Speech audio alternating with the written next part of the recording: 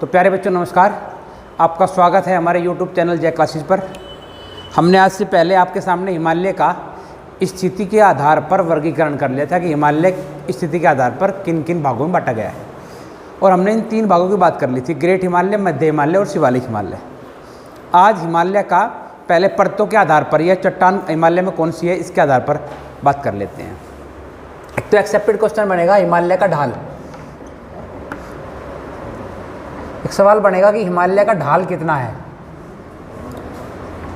तो हिमालय का ढाल है 35 से 70 डिग्री।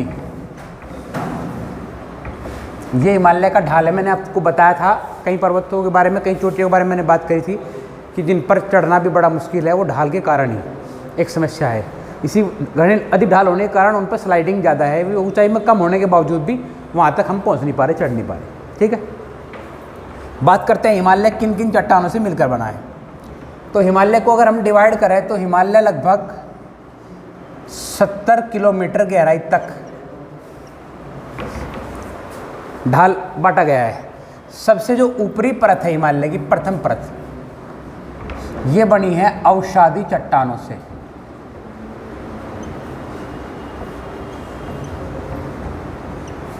उसके नीचे की चट्टान जो बनी हुई है वो है रूपांतरित चट्टान।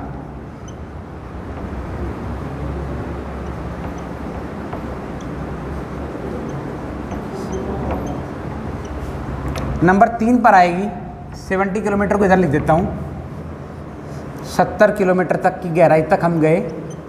और नंबर 3 पर आती है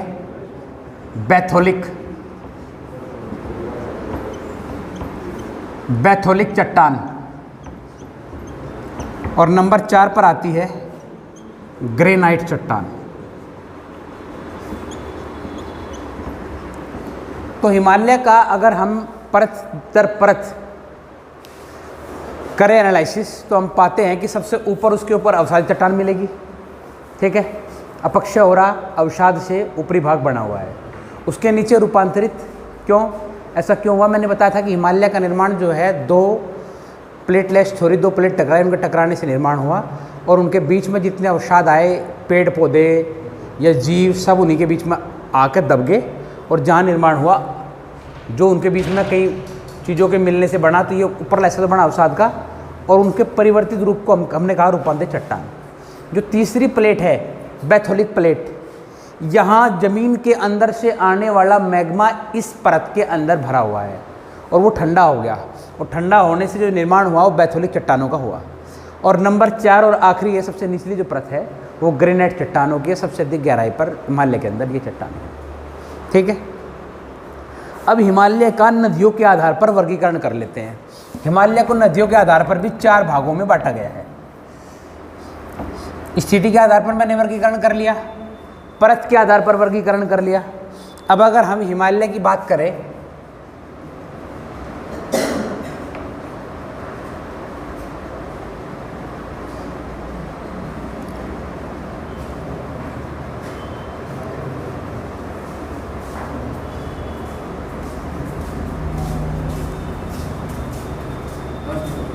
नमस्ते भाई, नमस्ते भाई।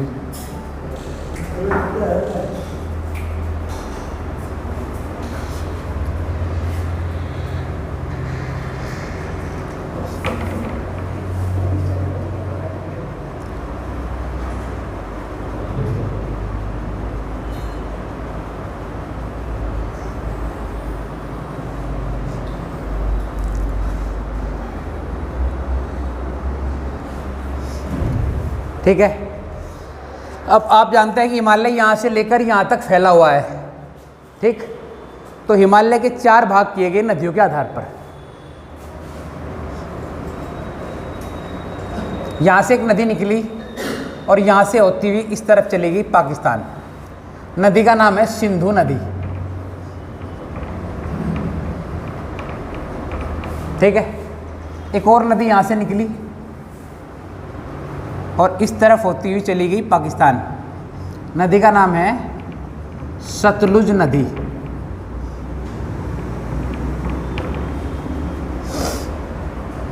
यहाँ से एक नदी निकली और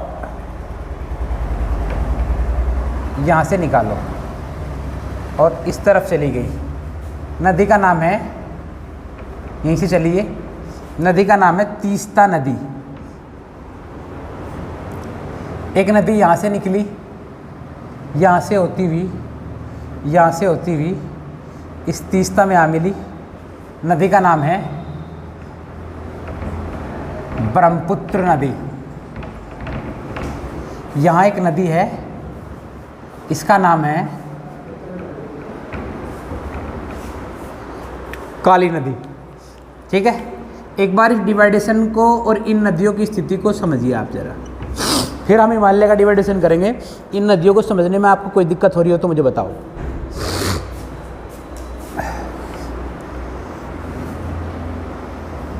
इसका नाम है काली नदी।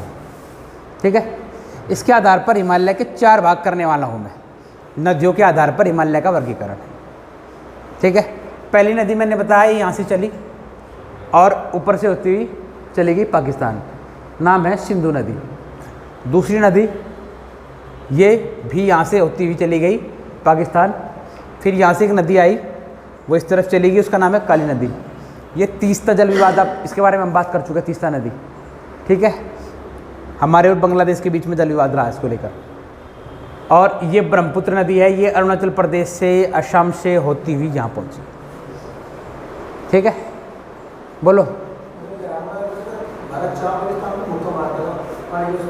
अंतर्राष्ट्रीय मुद्दा है, इतना आसान नहीं है आप किसी का पानी रोक दो।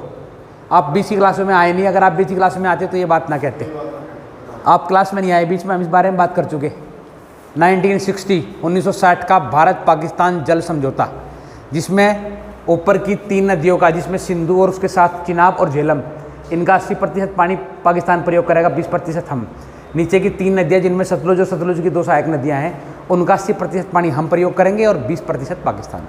तो अगर आप पहली क्लास में होते तो आप ये सवाल ना करते। खैर, मुद्दे पर आते हैं।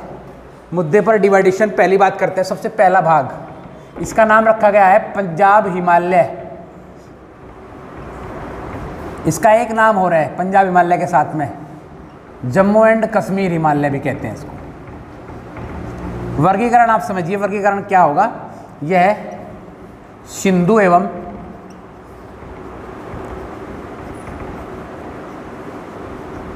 सतलुज के मध्य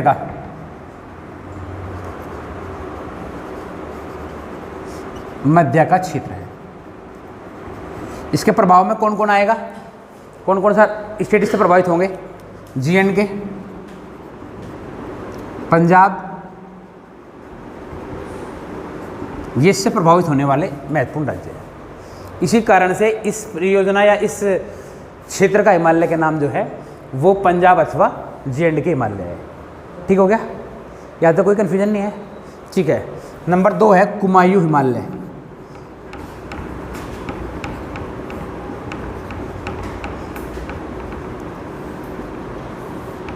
नीचे आगे सतलुज नदी, तो डिवाइडेशन हो रहा सतलुज एवं काली नदी। ध्यान से देखिए, सतलुज और काली नदी के मध्य का क्षेत्र है। फैक्ट आपको समझ में आ गया होगा क्या क्या कारण है। प्रभाव क्षेत्र उत्तराखंड, पंजाब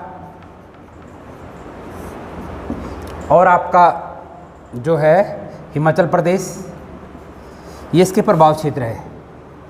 इसे सेकंड, फर्स्ट एंड इसको बोलते हैं हम सेकंड। यहाँ तो कोई दिक्कत नहीं है, समझ में आ रही बात? ठीक है।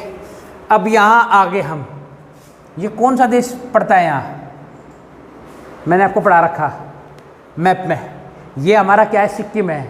सिक्किम से इस तरफ और कंट्री है, इस तरफ और कंट्री है। ये कौन कौन से देश है? इधर भूटान, इधर नेपाल। पढ़ा चुका हूँ सर, अगर मैपिंग समझ में नहीं आई समझ लो। तो ये क्षेत्र आप देख रहे हैं नेपाल के क्षेत्र में आ रहा। इस कारण से डिवाइडेशन के आधार पर जब नदियों का वर्गीकरण करेंगे तो इसे नेपाल हिमालय कहा जाएगा। समझिए और जानिए इस बात को, ये नेपाल हिमालय है। ठीक है। क्षेत्र कौन सा आ गया? क्षेत्र आ गया काली नदी, काली नदी एवं तीस्ता के मध्य का क्षेत्र। कोई डाउट है यहाँ तक? नहीं है, वेरी गुड। बात कर रहे नंबर 4। नंबर 4 को हम असम हिमालय बोलते हैं। फैक्ट समझिए, फैक्ट ये है, ये तीस्ता और ये क्षेत्र जो है ज़्यादातर क्षेत्र असम में आएंगे तो इस बीच में और भी राज्य है, लेकिन जो अधिक हिस्सा आ रहा वो असम का आ रहा। ठीक है, मैं इस 7 सिस्टर्स को पूरा बना दूंगा और बता दूंगा कि कहाँ से कहाँ तक कौन है, तो आपके दिमाग में से एक चीज़ क्लियर हो जाएगी कि इनकी डिवाइडेशन, इनकी सीमाएं किसकी किससे लग रही, ये भी आपकी समस्या खत्म हो जाएगी। ठीक है, कोई कन्फ्यूजन नहीं आता? ठीक है, तो मैं बात कर रहा था इसकी, अगर इसके बारे में आप लिखेंगे तो लिखेंगे तीस्ता एवं कौन सी आ गई आपकी, ब्रह्मपुत्र के मध्य का हिमालय क्षेत्र, इसे कहा जाएगा असम हिमालय। कुछ लोग इसे अरुणाचल हिमालय भी कह देते हैं। समस्यात्मक बात कुछ नहीं, कोई कन्फ्यूजन नहीं, कोई डाउट नहीं। बोलो, कोई समस्या है क्या यहाँ तक? नहीं है, यहाँ तक कोई दिक्कत नहीं किसी को भी? ठीक है, आगे बढ़ूँ। अब मैंने उत्तर में हमारे हिमालय है तो उत्तर की बात कर ली। ठीक है, कोई समस्या नहीं है। यहाँ की मैंने सबसे ऊंचा स्थान आपसे डिस्कस कर रखा कि यहाँ सबसे ऊंचा स्थान कौन सा है। ठीक, अगर आप इस मैप को डिवाइड करना चाहे, इसे मिटा दो, हिमालय क्षेत्र को मिटा दो। ठीक है,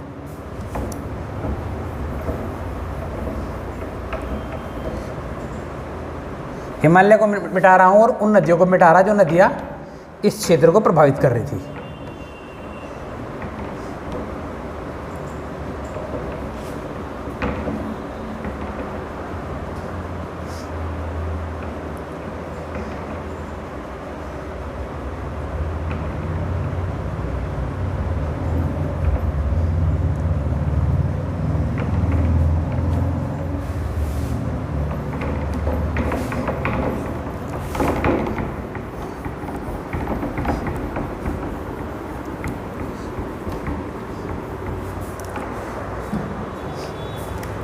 ध्यान दीजिए, ये जो हिस्सा है यहाँ तक का, ये अरुणाचल प्रदेश है।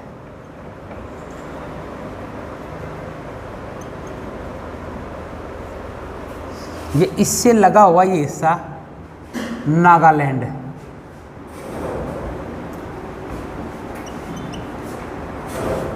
इससे लगा हुआ मणिपुर,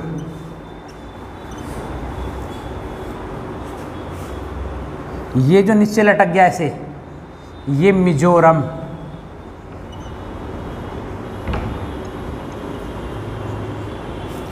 और यहाँ इतने हिस्से में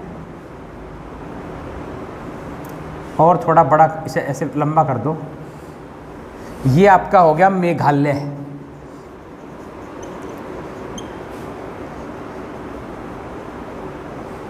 ये जो पूरा पीछे तक बड़ा हिस्सा ये आ रहा है, ये वाला देखो, ये वाला, ये बीच का डॉटेड कर देता हूँ।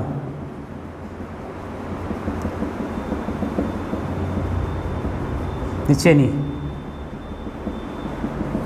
ये आसाम। 7 सिस्टर्स में किसी राज्य को आपको समझने में अगर कोई दिक्कत हो रही तो बता दो मुझे, क्योंकि स्पेशली एसएससी 7 सिस्टर्स में ये पूछता है कि कौन किसे छुरा, कौन किससे लग रहा है। अगर ये आपको नहीं आता, ये मेरे टॉपिक से अलग चीज़ होगी बिल्कुल, लेकिन मैं यहाँ आ गया था तो डिस्कस करता चलूँ, क्योंकि कल परसों हम बच्चों से डिस्कस कर रहे थे, तब मैंने ये पाया कि एसएससी 7 सिस्टर्स से एक दूसरे की लगने वाली सीमाओं को जरूर देखती है कि किस किसके साथ लग रही है। ठीक है, यहाँ तक किसी को कोई कन्फ्यूजन हो तो मुझे बता दो। ठीक है, अब क्योंकि हम पहाड़ियों पर है तो यहाँ 3 पहाड़ियाँ हैं फेमस।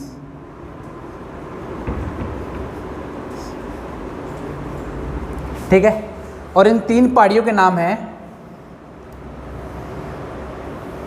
गारो, खासी और जयंती।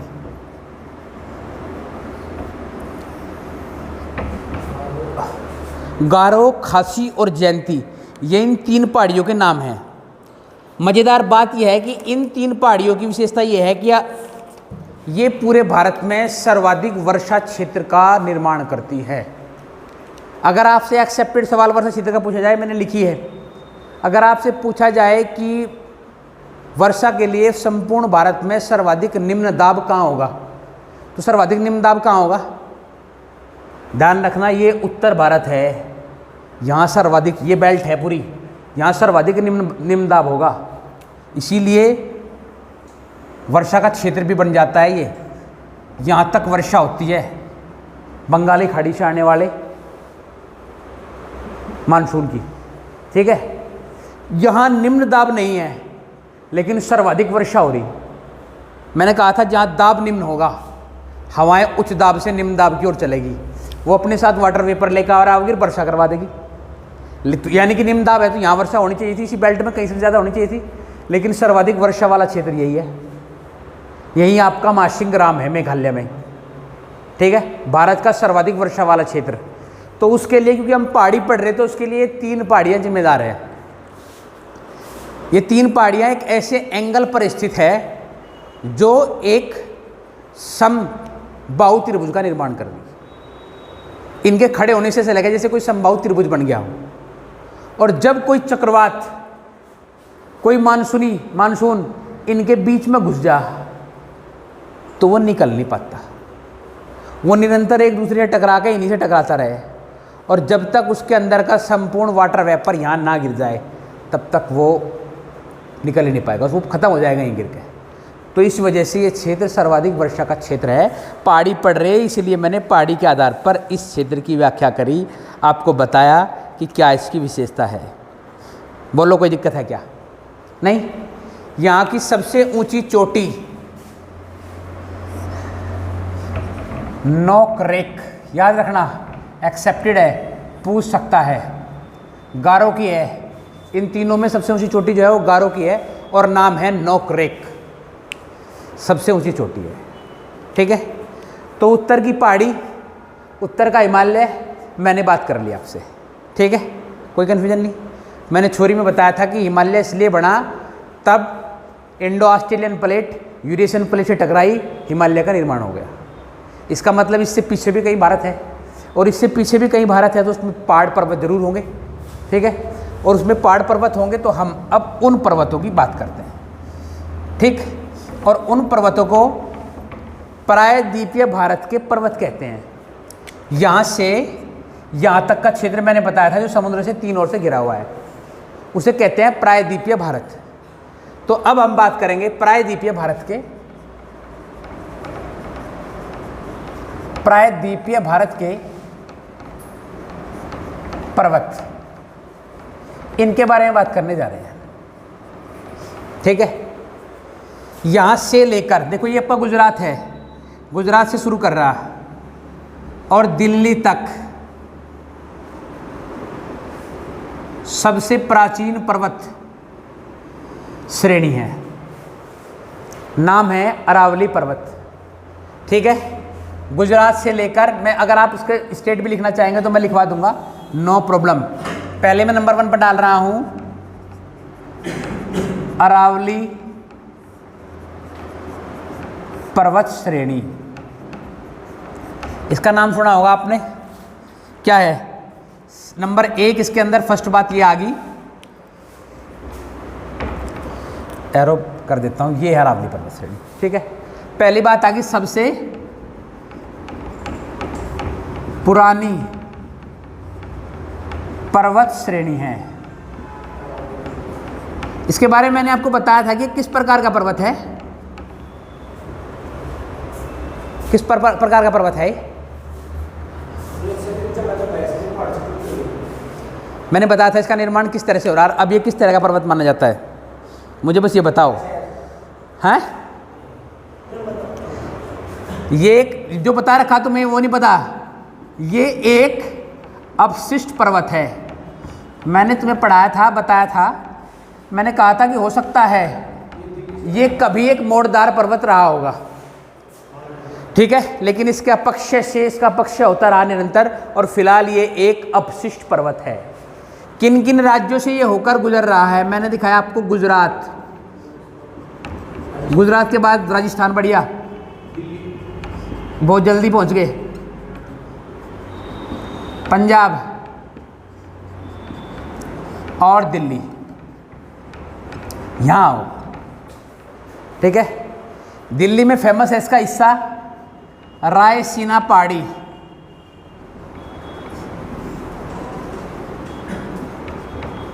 और राजस्थान में इसका है माउंट आबू, सबसे ऊंचा शिखर है गुरु शिखर, 1722 मीटर। दिल्ली की रायसीना पहाड़ी पर एक विशेष बिल्डिंग है, क्या है? राष्ट्रपति भवन।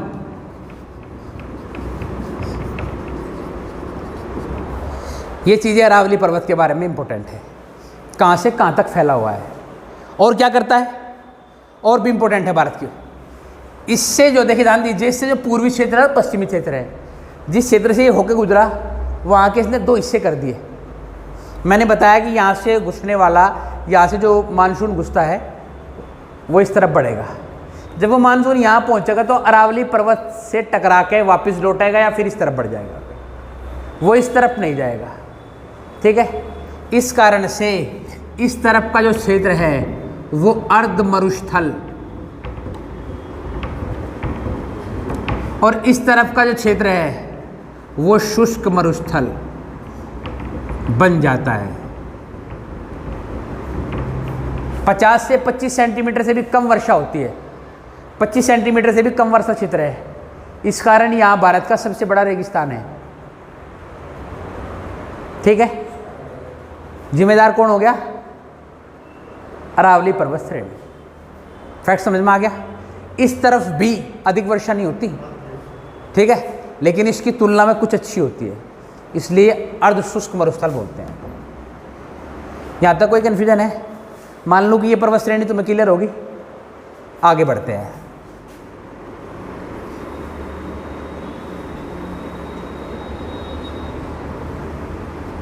इस पर्वत श्रेणी का नाम है, इसे मिटा दूं,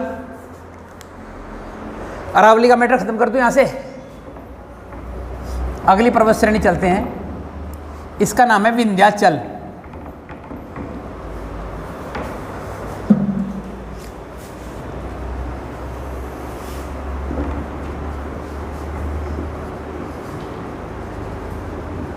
विंध्याचल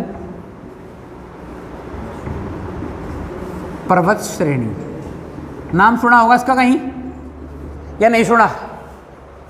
विंध्याचल पर्वत श्रेणी का नाम सुना कहीं? सुना नहीं तो सुन लो, रामचंद्र से जुड़े हुए हैं, राम से जुड़े हुए हैं। राम सबसे पहले यहीं जाकर रुके थे जब गृह त्याग किया विंध्याचल पर्वत पर, रामायण में इसका जिक्र आएगा। इसकी भूमिका क्या है, इसकी विशेषता समझिए। ये उत्तर भारत और दक्षिण भारत की नदियों को अलग करता है। इंपॉर्टेंट सवाल है, एक्सेप्टेड क्वेश्चन यहीं से बनेगा। क्या करेगा? यह उत्तर भारत एवं दक्षिण भारत की नदियों को अलग करता है। एक्सेप्ट एग्जाम्पल में आप क्या समझेंगे? एग्जाम्पल है गंगा, एग्जाम्पल है नर्मदा। गंगा और नर्मदा को अलग कर रहा कौन वाला? विंध्याचल पर्वत, ठीक है। अब ये फैला कहाँ कहाँ तक है ये भी देख लो।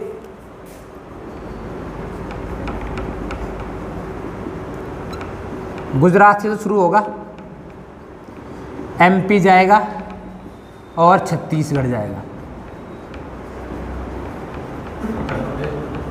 नहीं, ठीक है। इसकी सबसे ऊंची चोटी ये एमपी में पड़ेगी भाई, और इसका नाम है सद्भावना। सबसे ऊंची चोटी नाम है सद्भावना। ऊंचाई है 1750 मीटर, स्थान है एमपी मध्य प्रदेश। ठीक है, हाँ बोलो कुछ। हाँ तो पंजाब में, राजस्थान में, बीच में वो क्या होगा, हरियाणा में, दोनों के बीच के क्षेत्र में मैप के बारे में बात करेंगे। ये मुझे लग रहा है ये वो हिस्सा यहाँ छूट गया। हाँ वो हिस्सा यहाँ छूट गया। यहाँ तुम्हारी बात बढ़िया सवाल है, बढ़िया बढ़िया डाउट है तुम्हारा, लेकिन मुझे लगता है कि वो हिस्सा यहाँ छूट गया, इसलिए 4 ही राज्यों में है जब से काउंट करें। वो हिस्सा नीचे रह गया और ये उसे छुआ नहीं, उससे बगल होते हुए निकल गया, इसीलिए दिल्ली और पंजाब हो गया। एक जगह नहीं, दिल्ली का काफ़ी क्षेत्र इसके ऊपर ही टिका हुआ है, इसलिए वो ऊंचा है औरों की तुलना में। एक जगह नहीं कह सकते आप इसे। ठीक है, तुम्हारा डाउट अच्छा था। डाउट बताओ, डाउट के बारे में समझ में आएगी बात। मैंने क्या कहा, उसे छुआ नहीं, उससे अलग निकल गया, अलग से होकर। क्लियर हो गया। अब बात मैंने कर ली विंध्याचल पर्वत की, किन किन राज्यों से होकर गुजरा ये मैंने बता दिया। आपने बताया मुझे, आपने क्या कहा, हाँ कुछ डाउट इसमें गड़बड़ रही भाई। विंध्याचल नहीं, ये गुजरात एमपी नहीं, यूपी को छुएगा जरूर, ये गलत है। ये यूपी को छुएगा, गुजरात, उत्तर प्रदेश, बिहार, ये करिए इसका। ठीक है, ठीक है, गुजरात, उत्तर प्रदेश और बिहार को छुएगा निकलेगा। जो थर्ड इसके बाद जो आएगा वो छूकर निकलेगा इन 3 स्टेट को, जिसके बारे में हम बात कर रहे सतपुड़ा पर्वत श्रेणी के।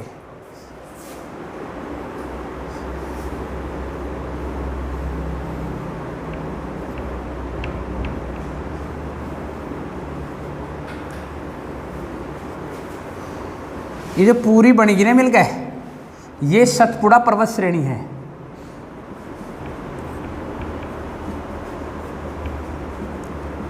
और सतपुड़ा पर्वत श्रेणी होकर गुजरेगी, ये गुजरेगी गुजरात, मध्य प्रदेश और छत्तीसगढ़।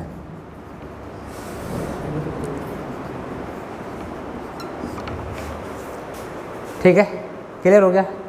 इसमें मैंने, आप देखो ध्यान से, इसमें मैंने 3 अलग अलग निशान बना रखे सतपुड़ा श्रेणी में। ठीक है, एक का नाम है राजपीपला, ये जो है इसका नाम है राजपीपला,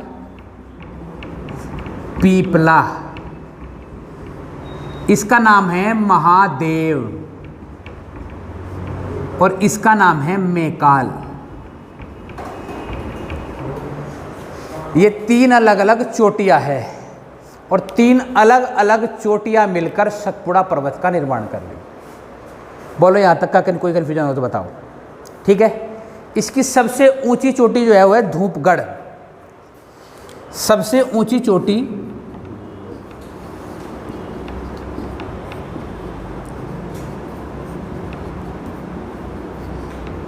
(1350 मीटर) धूपगढ़ पड़ती है एमपी में। बोलो कोई कन्फ्यूजन है क्या? 3 पर्वत श्रेणी मैंने बात कर ली आपसे। ठीक है, ये जो पर्वत श्रेणी है लिख लेते हैं, एक बहुत और इम्पोर्टेंट चीज बारे में है। ये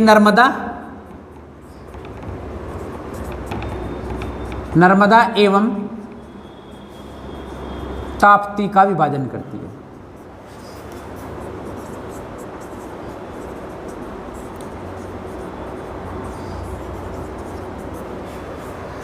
बोलिए, ठीक है यहाँ तक? आगे बढ़ूँ? कोई डाउट है? नहीं है? चलिए इसे मिटा देते हैं, आगे बढ़ते हैं। इम्पोर्टेंट और एक्सेप्टेड क्वेश्चनों का और मैटर आगे बढ़ेगा, और वो बढ़ेगा 2 घाटों से। अब यहाँ से हम बढ़ते हैं दक्षिण की ओर, और दक्षिण की ओर बढ़ेंगे तो यहाँ से लेकर, कौन है ये? गुजरात। गुजरात से लेकर और यहाँ तक, और यहाँ से लेकर यहाँ तक 2 घाट हो गए। इसको, ये पश्चिम में है तो इसलिए इसको कहा गया पश्चिमी घाट।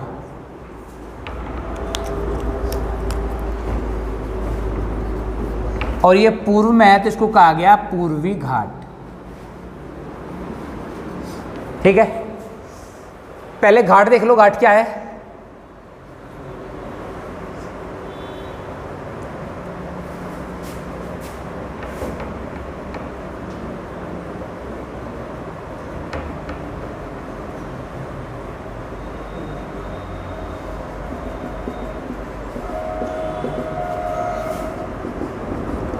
घाट की डेफिनेशन क्या होती है? पर्वतों की एक पतली कतार को हम घाट कहते हैं। उसका कारण है कि वो समुद्र के किनारे है, इसलिए घाट कहा जाए उसे। समुद्र के किनारे की पर्वतों की पतली कतार। ध्यान से देखिए, ये समुद्र हो गया, ये समुद्र से लगा हुआ स्थल हो गया, ठीक है। कोई जैसे इसे कोरोमंडल बोलेंगे, इस क्षेत्र को बोलेंगे वो, ठीक है। और ये आ गई पहाड़ियों की पतली कतार।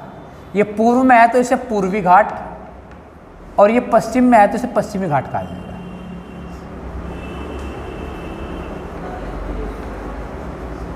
ठीक है।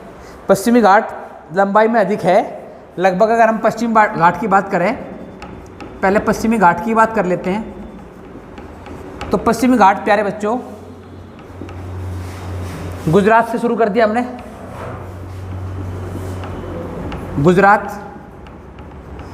गुजरात के बाद महाराष्ट्र, महाराष्ट्र के बाद गोवा, गोवा के बाद क्या, केरल, केरल के बाद तमिलनाडु,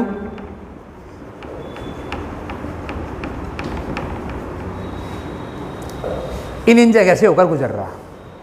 बोलो यहाँ तो कोई कन्फ्यूजन है क्या? मैंने बोला गुजरात, महाराष्ट्र, गोवा, कर्नाटक, तमिलनाडु। हाँ, कर्नाटक और छूट गया, गोवा के बाद में कर्नाटक और केरल और तमिलनाडु। ठीक है, समझ में आ रहा? यहाँ तक पहुँच गया। एक मज़ेदार सवाल यहाँ से निकलेगा, वो बात की बातें हैं। जब ये आपका कौन सा सागर हो गया, ये कौन सा क्षेत्र है? ये तो बंगाली खाड़ी है। इधर कौन सा है? हिंद महासागर। हिंद महासागर के क्षेत्र का जो भी विक्षोभ होगा वो यहाँ से प्रवेश करने से रोकेगा, टकरा के यहीं बारिश करवा देगा, यहीं सिक, यानी कि इस क्षेत्र में ही, इस पर्वत श्रृंखला के उस तरफ नहीं, समझ रहे? प्लस वो यहाँ से इस क्षेत्र में घुसेगा। और ये आपका अरावली है, अरावली के साथ साथ वर्षा कराते हुए आगे बढ़ेगा। ठीक है, फैक्ट खोज आ गया पश्चिमी घाट, कारण आपका मैंने आपको बता दिया। ठीक है, अगर हम पूर्वी घाट के बारे में बात करें,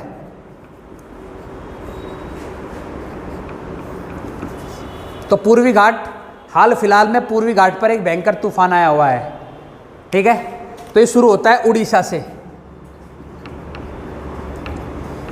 साथ में जाएगा आंध्र प्रदेश और तमिलनाडु।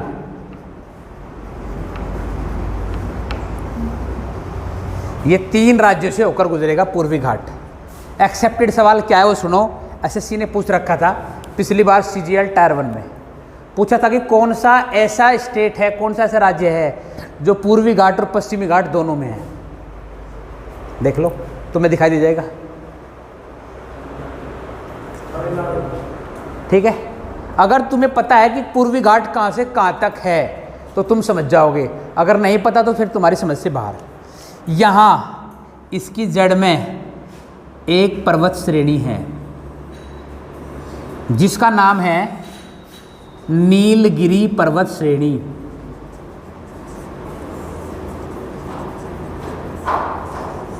अब नीलगिरी पर्वत श्रेणी क्या है? क्या सवाल बनेगा? नीलगिरी पर्वत श्रेणी से यह सवाल बनेगा कि यह पूर्वी घाट और पश्चिमी घाट को जोड़ने वाली पर्वत श्रेणी है। ठीक है, आपसे पूछ सकता है पश्चिमी घाट की सबसे ऊंची चोटी, पश्चिमी घाट ये रहा, इसी में लिख देता हूं, तो अन्नाईमुड़ी है।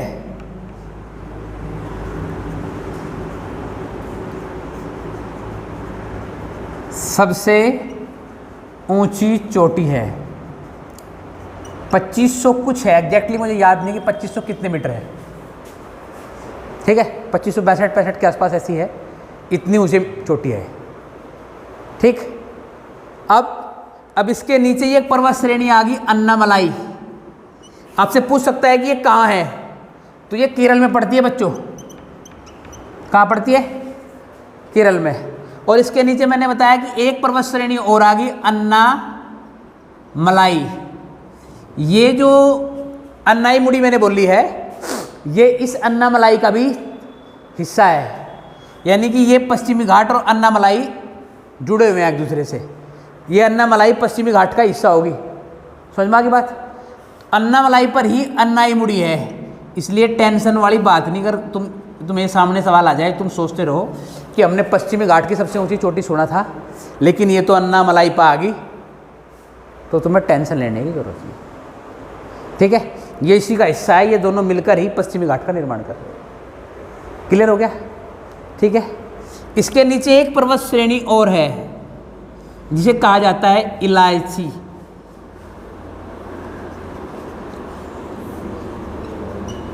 पर्वत श्रेणी वही इलायची जो तुम खाते हो। ठीक है, ये इलायची पर्वत श्रेणी है। इसके पीछे क्या फैक्ट है भाई?